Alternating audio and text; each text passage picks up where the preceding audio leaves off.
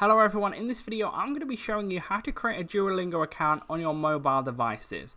This will work whatever mobile device you have, whether it's iPhone, Android, whatever it is, it's going to be the same process throughout. So I'm going to take you through the full process of downloading, installing, then signing up for the app. So first of all, you want to click on your app store, whether it's the Apple App Store or Google Play Store, and you want to go to the search bar, then type in Duolingo. This is how you spell it right here if you don't know. So you type that in, click search, and then it's going to come up potentially as one of the first ones. It should be a little green bird, is what you're going to want to look for. Then you're going to want to click get. It should be next to it. For me, it has that little cloud with the downwards arrow. That's because I've downloaded it before. But for you, it's just say get. You want to click on that, and then once you've done that, it should download. Depending on how good your download speed is, it should only take a few seconds. Could come with install as well, or whatever it does on your device. You want to click on that. And once it's downloaded, it should take a few seconds. You can open it from here or go to the apps page, then open it. And there is also a link in the description below for the download link from the Google Play Store and Apple App Store, so you can go through that way and do it if you want to.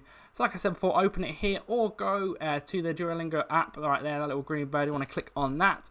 And then once you've opened that, you're going to want to click Get Started. If you already have an account, you can say, I already have an account. But for most of you, you want to click Get Started.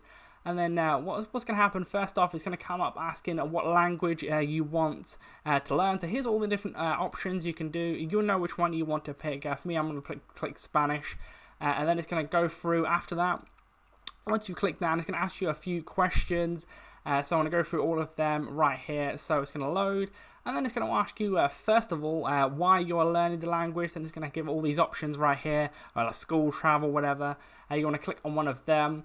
And then you'll pick a goal. So it's going to be casual, regular, serious, or intense. It's going to be like 5, 10, 15, or 20 minutes. Click on that, whichever one you want. Then click continue.